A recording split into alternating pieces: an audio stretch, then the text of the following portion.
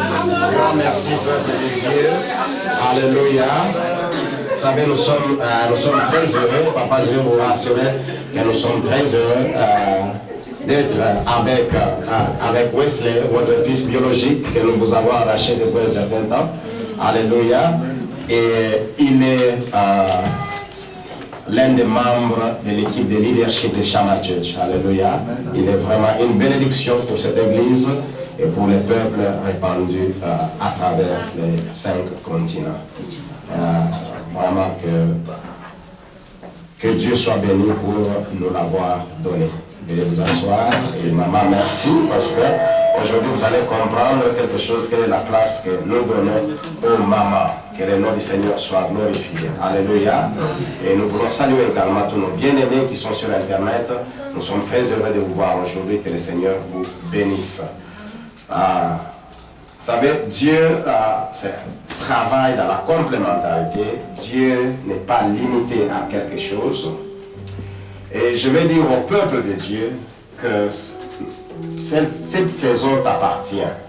Amen. Vous savez, dans la saison de Dieu, on y entre à n'importe quel âge.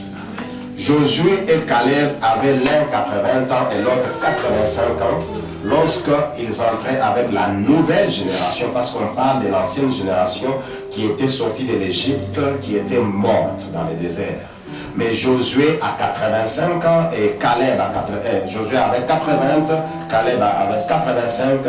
Ils ont hérité les promesses de Dieu avec la nouvelle génération. Je vais dire ceci. En ce qui concerne la visitation divine, cela ne dépend pas d'âge. À chaque moment, Dieu peut se saisir de toi et t'utiliser. Dans mon pays, il y avait un musicien, je crois qu'il est déjà mort. Certainement il est déjà mort, un musicien qui s'appelait Wind, n'est-ce pas papa, vous allez le connaître, oui. Ce monsieur-là a fait de la musique, il semble qu'il a fait danser beaucoup de gens, mais je ne sais pas si de tous ces temps-là, il avait ne fût-ce qu'une voiture, malgré tout ce qu'il a fait. Je ne sais pas s'il était même propriétaire d'une maison, je ne sais pas. Mais tout ce que je sais, quand il y a eu un président qui est arrivé, qui a aimé, certainement, il s'est souvenu, malgré qu'il était président, de la manière dont il dansait par la musique. Cet homme, il a eu à honorer cet homme. Alléluia. Et cet homme, malgré qu'il était âgé, on a vu comment il a rajeuni. Bien aimé, Dieu peut vous visiter à n'importe quel moment et même vous amener à rajeunir. Et vous savez, même l'Esprit de Dieu nous rajeunit tous les jours. La première fois que j'ai vu le docteur T.L. Osborne, quand on était encore au pays, je ne pouvais pas comparer son âge avec ce que je voyais. Je le voyais bien tout jeune, malgré le nombre d'années qu'on me disait de cet homme. Alléluia. L'Esprit de Dieu nous rajeunit. Bien-aimé, c'est ta saison.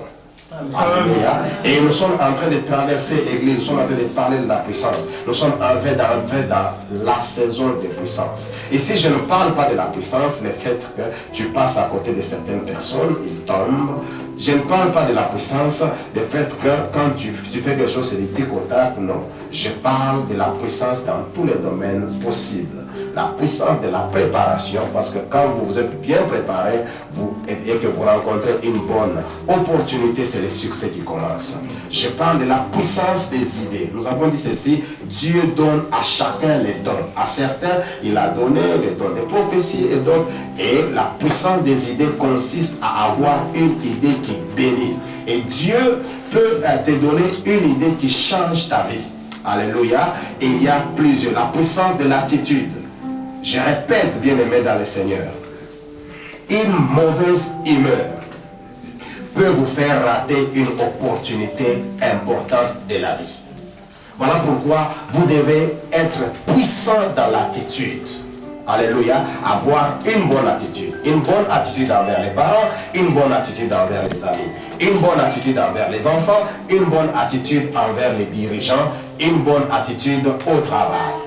Certaines personnes ont perdu leur travail tout simplement parce qu'ils ont la mauvaise attitude envers leur superviseur.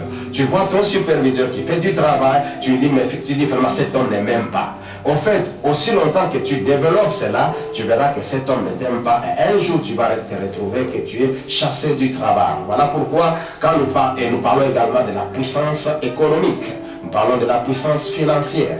Bien-aimés, l'or et l'argent appartiennent aux enfants de Dieu. Les enfants de Dieu ne sont pas appelés à être mendiants tous les jours.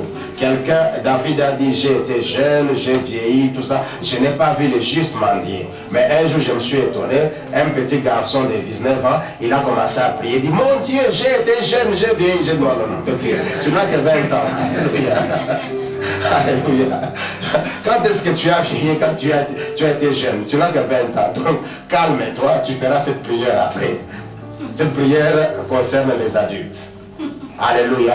Bien-aimé, je vais dire ceci, la puissance dans tous les domaines. Et nous avons besoin de la puissance. Ce matin, ce que je vais dire pour quelques minutes, c'est que notre sous-thème, c'est « Change ton langage, ta vie va changer ».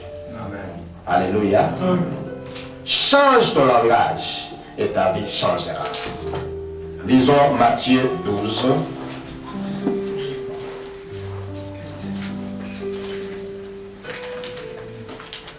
C'est toujours notre série de puissance. Nous sommes en train de parler, jusqu'à là vous comprendrez qu'il s'agit bien de la puissance des paroles. Le dimanche prochain, nous parlerons de la puissance de la vue. Et il y a regarder et voir. Il existe une grande différence. Change ton parole, ton langage et ta vie va changer. Matthieu chapitre 12.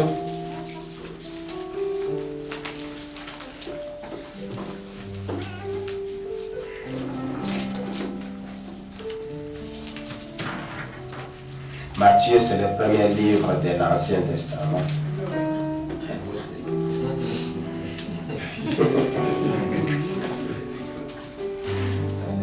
Je vois que quelqu'un devrait dire yes. C'est comme un pasteur est arrivé quelque part dans un milieu anglophone. C'est un pasteur francophone. Il arrive dans un milieu anglophone. Alors vous savez, ici, quand on dit you are, quelqu'un peut dire I am. Alors, ce pasteur arrive, il dit vous y êtes. Et quelqu'un dans la salle très zélé, un anglophone, il parle, il répond aussi yes, pasteur, nous y êtes.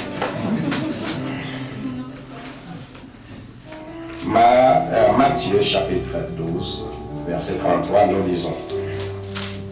De 33 jusqu'à 37. Ou dites que l'arbre est bon et que son fruit est bon, ou dites que l'arbre est mauvais et que son fruit est mauvais, car on connaît l'arbre par les fruits. Race des vipères. Comment pourriez-vous dire de bonnes choses, méchants comme vous l'êtes, car c'est de l'abondance du cœur que la bouche parle. C'est de l'abondance du cœur que la bouche parle. C'est de l'abondance du cœur que la bouche parle. Soulignez cela. L'homme bon tire de bonnes choses de son bon trésor. L'homme bon tire de bonnes choses de son bon trésor. De son bon trésor. Et l'homme méchant tire de mauvaises choses de son mauvais trésor. De son mauvais trésor. Je vous le dis, au jour du jugement, les hommes rendront compte de toutes paroles vaines qu'ils auront proférées. Car par tes paroles, tu seras justifié et par tes paroles, tu seras condamné. J'ai lu dans la version Scofield, permettez-moi de lire aussi dans la version du Semeur. Considérez ou bien que l'arbre est bon et que son fruit est bon, ou bien que l'arbre est mauvais et que son fruit est mauvais. Car c'est à son fruit que l'on reconnaît l'arbre. Espèce de vipère, comment pouvez-vous tenir des propos qui sont des bons alors que vous êtes mauvais? Car c'est ce qu'on dit de ce qui remplit les cœurs. L'homme est bon, tire de bonnes choses du bon trésor qui est en lui. Mais l'homme qui est mauvais tire des mauvaises choses du mauvais trésor qui est en lui. Or, je vous le déclare, au jour du jugement, les hommes rendront compte de toute parole sans fondement qu'ils auront prononcée. Alléluia. Amen. Chacun rendra compte de ses propres paroles. Nous disons que change ton langage et ta vie va changer. Lorsque nous lisons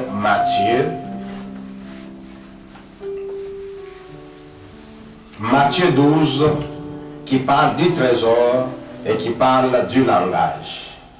Il est écrit que c'est de l'abondance du cœur que la bouche parle. La bouche est la conséquence de l'état du cœur. Bien-aimés dans le Seigneur, les cœurs, c'est comme un magasin. Mais pas nécessairement comme un magasin. Je dirais, les cœurs, c'est comme les stocks d'un magasin.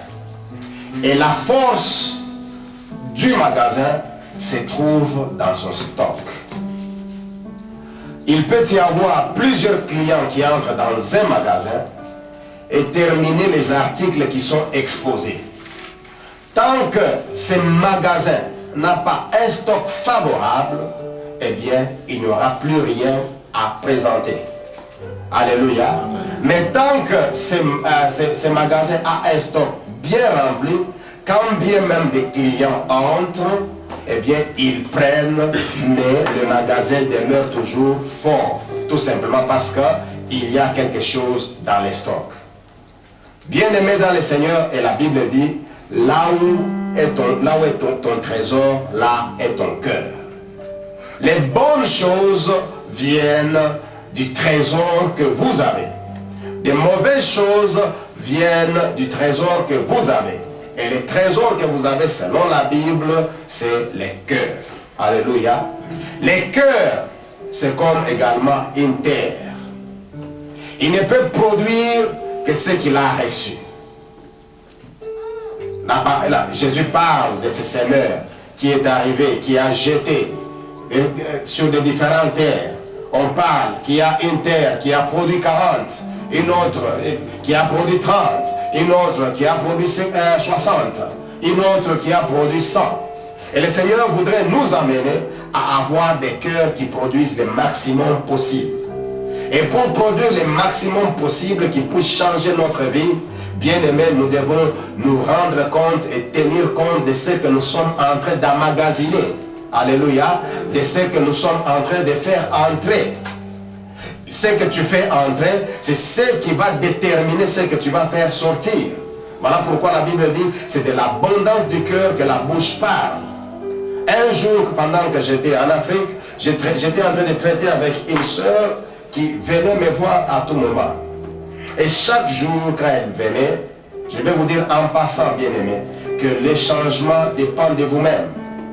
Vous pouvez changer toutes choses à partir d'aujourd'hui. Tout dépend. Vous avez la volonté de changer. Alléluia. La Bible dit, je mets devant toi la vie et la mort. À toi de choisir. Mais Dieu nous propose de choisir la vie. Alors cette soeur venait à tout moment me voir pour me dire, pasteur, en tout cas, j'ai des problèmes très sérieux à vous poser. Alors comme c'est sérieux, laisse-moi aussi être très sérieux à vous écouter. Alléluia. Et elle me parlait. Tout ce qu'elle me racontait, elle me dit ceci. Pasteur, tu sais, je suis tellement blessé. Je ne sais pas vraiment qu'est-ce que je dois faire. Aidez-moi et priez pour moi. Je dis, voilà pourquoi vous êtes là. Pasteur, je vais vous dire ceci, que moi, ma mère ne m'aime pas. Il dit, voilà. Répète un peu. Il dit, ma mère ne m'aime pas. Ah, je dis, ah, ta mère ne t'aime pas. Il dit, mais ça c'est curieux. Mais qui t'a porté pendant 9 mois? Alléluia. Qui t'a porté quand Dieu a décidé que tu prennes la forme physique, tu es passé par la personne qui ne t'aime pas. Ok. Mais malgré qu'elle ne t'aime pas, elle a pu endurer pendant 9 mois. Oui. Non, je vois comment elle est injuste. Elle ne m'aime pas. Moi, je n'ai jamais expérimenté l'amour de ma mère. Elle dit, ok, c'est quand même bon. Poursuivons. Elle dit, oui, c'est ça, voilà pourquoi, pasteur, je viens que vous puissiez m'aider. Je ne sais pas quel esprit qui est dans ma mère. Je dis, l'esprit qui est dans ta mère, c'est l'esprit d'amour. Alléluia. Parce que ne m'amène pas que nous puissions commencer à lier, à ligoter ta mère. Quand il sera prisonnier, tu auras encore qui?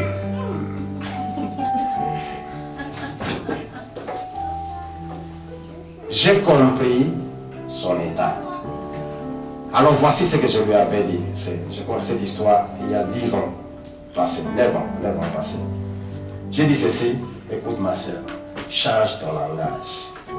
Commence aujourd'hui. Et c'est comme ça que toi et moi, nous allons commencer à prier. Commence aujourd'hui à dire, ma mère m'aime. Alléluia. Amen. Chaque fois que tu viens, tu dis, oh pasteur, en tout cas, ma mère m'aime. Même si elle m'a privé un verre d'eau, elle m'aime. Quand elle m'a privé ce verre d'eau, c'était pour me faire du bien. J'ai dit, change ton langage et tu verras l'amour de ta mère. Il dit, non, ma mère là n'a jamais changé. Regarde, j'ai quel âge aujourd'hui? Depuis mon enfance. Il dit, ce n'est pas grave. La Bible dit qu'il y a un temps pour tout. Ça, c'est le temps que ta mère change et que ta mère t'aime. Bon, maintenant, parce que ta mère ne t'aime pas, toi commences à dire que ta mère t'aime, premièrement. Et deuxièmement, chaque fois que tu parles avec elle, dis-lui que maman, je t'aime. Alléluia. Quand tu as toi-même ces langages, ta vie va changer vis-à-vis de ta mère. Un jour, elle vient encore me voir à notre bureau. C'était un mardi qu'on avait l'habitude de recevoir les gens. J'ai dit, mais comment va ta mère? Elle dit, tu sais que la première fois que je lui ai dit, maman, je t'aime, elle s'est tournée, elle m'a regardé. Je dis, oui, elle peut que te regarder parce qu'elle n'est pas aveugle. Alléluia. Mais continuons. Et au fur et à mesure, elle commençait à voir certaines choses changer. Après un jour, elle dit, aujourd'hui c'était mon anniversaire. C'est que ma mère m'a présenté comme cadeau, c'est formidable. Alléluia. Et bien aimé, petit à petit, cette fille a commencé à voir ce que nous appelons la délivrance. La délivrance n'est pas seulement obligée de dire démon, sors au nom de Jésus. Mais la délivrance, c'est aussi ton langage. Quand tu as un bon langage, bien aimé, même envers toi-même, tu vas voir comment les choses vont commencer à changer. La terre, le cœur est comparable à la terre. Quand nous jetons des semences, cela n'est pas, même malgré les combinaisons chimiques qu'on peut faire. Quand nous jetons les semences dans la terre, elles ne produisent pas au même moment. Il y a un temps. Après avoir été dans la terre, c'est là que les semences vont germer, vont se métamorphoser et chercher à produire quelque chose. Quand tu dis aujourd'hui que ma mère, ou bien Jadot, ou bien Papi ne m'aime pas, bien aimé, ce n'est pas que tu... Tout de suite après le culte, la personne va manifester des réticences envers toi. Non, tu ne fais que s'aimer. Ça va germer, ça va pousser. Et à un certain moment, tu vas voir qu'il y aura des réticences. Alléluia. Ta vie et celle de Jadot ou bien celle de Papi ou de quelqu'un d'autre sera une vie qui semble être divisée tout simplement parce que ton langage, c'était un langage de manque d'amour. Bien-aimés dans le Seigneur, pour que nous puissions expérimenter la vie de puissance, la première chose que nous devons traiter, frères et sœurs, la première chose que nous devons traiter, c'est l'état de nos cœurs. Si nos cœurs sont remplis de mauvaises choses, la Bible dit, méchants que vous êtes, avec des cœurs remplis de mauvaises choses, mais néanmoins vous parvenez à dire de bonnes choses. Faites attention, c'est ce que vous aurez emmagasiné que vous allez faire sortir.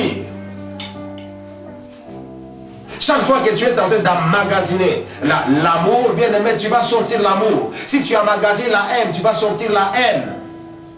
Tu ne diras pas que non, je suis à cet endroit, on ne m'aime pas, on ne me considère pas. Commence par considérer, commence par aimer. Et tu verras la considération rentrer vers toi. Tu verras l'amour rentrer vers toi. Car on ne récolte que ce qu'on a semé. Voilà pourquoi la Bible dit, c'est de l'abondance du cœur que la bouche parle. Bien aimé, je vais vous poser la question, quel est l'état de votre cœur aujourd'hui? Vous savez, quand vous avez de mauvaises choses sur certaines personnes, vous les verrez même dans vos songes. Alléluia. Cela va affecter des songes. Aujourd'hui, si vous savez acclamer Maman Angèle, vous verrez qu'un jour vous êtes là dans votre maison, car Dieu va faire encore. Vous êtes en train d'acclamer. Mais si quant à vous, elle ne chante pas bien, même dans votre... ça c'est quel cantique ça? L'abondance du cœur. Bien-aimés, traitons nos cœurs. Dieu veut faire une grande chose. Dieu est en train d'opérer des grandes choses. Mais la seule chose qui est en train de limiter Dieu à agir dans votre vie, parce qu'il est prêt, c'est l'état de votre... Que Dieu vous bénisse. Ces frères n'étaient pas avec moi et on n'a même pas préparé le message ensemble. Alléluia. Mais je l'ai entendu pendant l'intercession dire que nous devons prier pour l'état de nos cœurs. Que Dieu soit loué.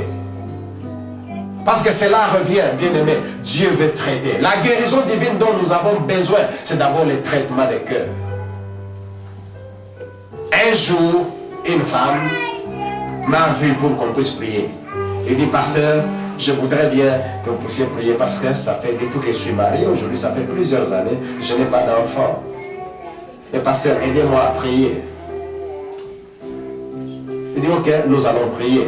Nous étions disponibles à prier et nous allons commencer à prier. Mais après cela, Dieu a fait un test. On vient raconter à cette femme qu'il y a du travail.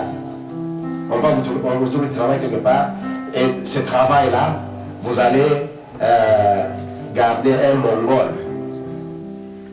un dingue, un enfant qui a une rivière de salive. Alléluia. Et vous allez garder cet enfant. Moi aller faire ce travail avec un enfant qui a une rivière de salive. Alléluia. Et je crois, j'étais avec un frère, n'est-ce pas? J'ai dit à ses frères, il est difficile que cette femme ait d'enfant. Parce qu'elle ne connaît pas quand est-ce qu'elle passe au test de Dieu. La Bible dit, tu aimeras le Seigneur ton Dieu de tout ton cœur, toute ton âme, toute ta force, tout ton esprit, et tu aimeras ton prochain comme toi-même. Un dingue, mais pas ton prochain.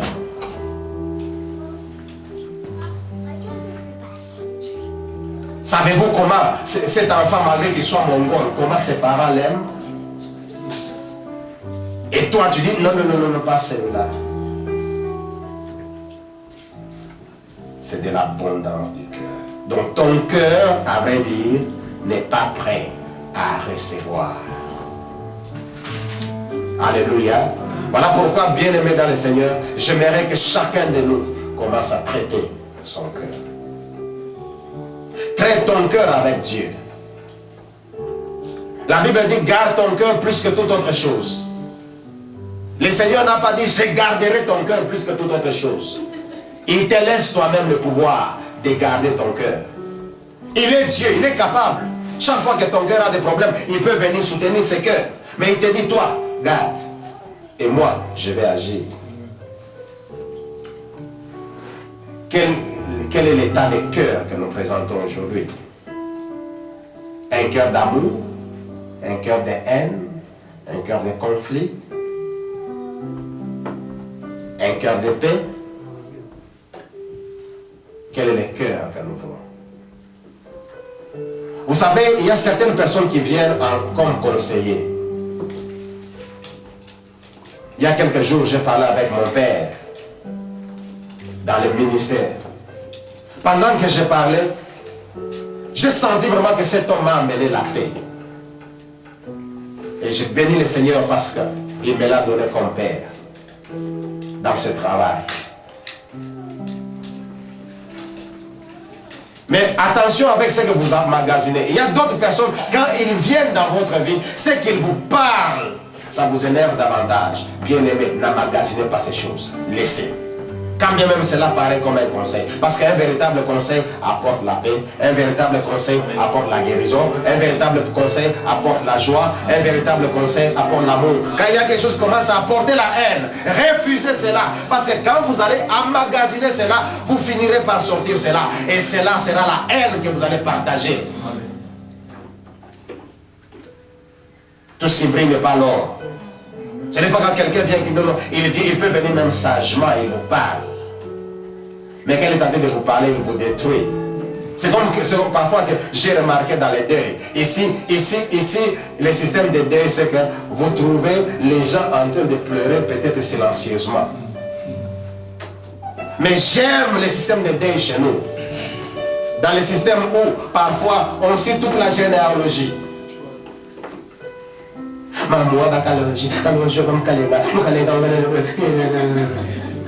Alléluia. Mais après, vous entendez un peu cette parole qui blesse.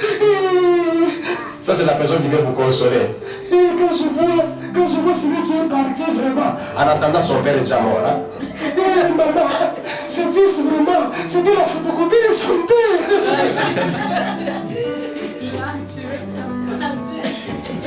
Elle pleure son fils en douleur. Vous venez encore la rappeler qu'elle est veuve.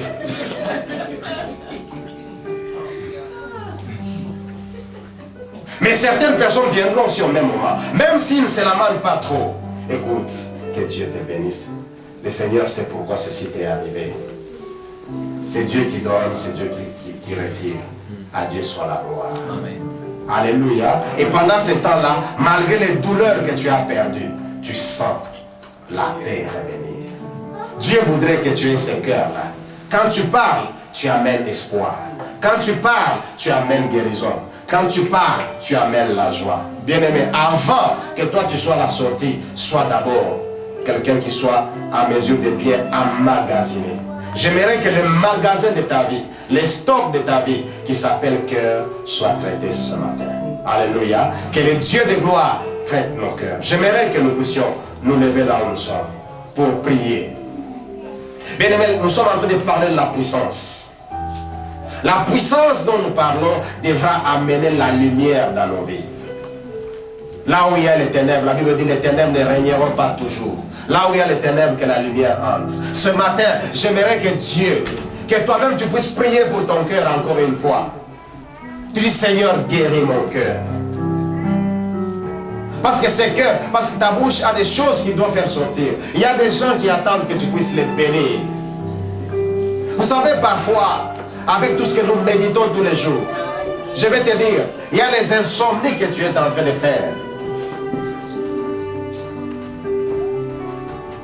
Il y a des insomnies que tu es en train de faire tout simplement à cause de l'état de ton cœur. C'est possible que tu ne pardonnes pas facilement.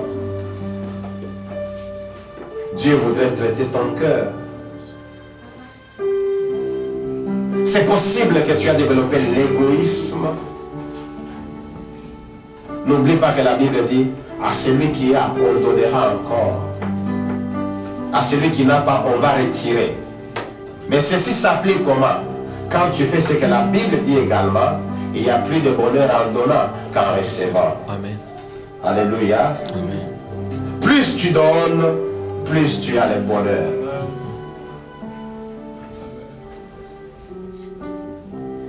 Aujourd'hui, maman s'est lui a donné Wesley. Elle s'est réjouie de l'avoir donné. C'est elle qui est plus dans la joie que lui.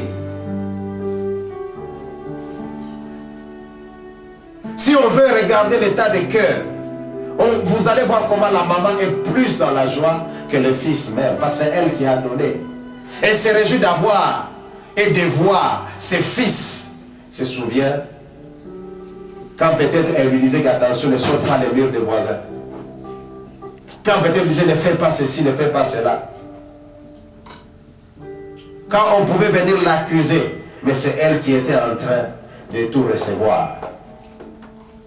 En donnant la miséricorde, en donnant les conseils. Écoute mon fils, si tu veux devenir ceci, quelle est cette joie de donner? Et ce sont ça, c'est la nature des cœurs que le Seigneur voudrait que nous puissions avoir ce matin. Bien-aimé, Dieu est prêt à faire de grandes choses, peu importe votre âge. C'est la saison de puissance. Je vais vous dire une chose, que le Seigneur me convainc que ce n'est pas tard. Ce n'est pas tard pour quoi que ce soit. Dieu ne vient pas dans la précipitation. Il ne vient pas avant, il ne vient pas après. Il vient à temps. Peut-être tu as consulté beaucoup de médecins pour la maladie, même toi sur Internet, qui te tourmente. Mais le Seigneur voudrait, avant que tu entres dans une autre saison, guérir ton cœur.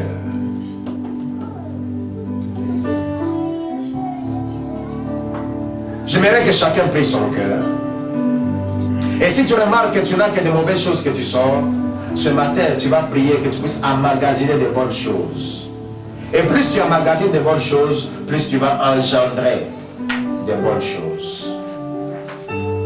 S'il y a des enfants, même sur Internet, qui ont déclaré que leurs parents ne les aiment pas, aujourd'hui, j'aimerais que vous puissiez changer votre langage. Commencez à dire que mes parents m'aiment. Vos parents ne sont pas injustes. Dieu veut traiter ton cœur. Là où tu es, commence à prier. Commence à prier. Prie pour la nature de ton cœur. C'est un cœur meurtri. Un cœur détruit. Mais Jésus a dit, ne t'ai-je pas dit, si tu crois, tu verras la gloire de Dieu. Bien aimé, ce n'est pas une gloire lointaine, c'est maintenant. Là où tu es, commence à prier. Vous savez, frères et sœurs, je vais vous dire une chose. Que plusieurs iront en enfer avec leur Bible dans les épaules. Parce que vous avez entendu et vous avez endurci vos cœurs. La Bible dit, n'endurcissez pas vos cœurs. Aller à l'enfer, c'est aussi un choix. Malgré que vous avez la Bible dans vos mains. Ce n'est pas la Bible dans la main qui est le visa de l'enfer. C'est la Bible dans les cœurs avec la pratique. Oh, merci Seigneur. Commence à prier là où tu es. Je ne viens pas t'imposer les mains, mais j'aime que tu puisses prier. Prie pour ton cœur. Prie pour ton cœur. Oh, merci Seigneur. Merci Seigneur. Merci Seigneur. Merci Seigneur. Merci Seigneur. Merci Seigneur. Merci Seigneur. Merci Seigneur. Oh Santa Rabashi. Bien-aimé là où tu es, prie pour ton cœur. Prie pour l'état de ton cœur. Tu t'es levé peut-être avec de mauvaises humeurs, mais le Seigneur est en mesure de changer, de te donner la joie, la paix ce matin.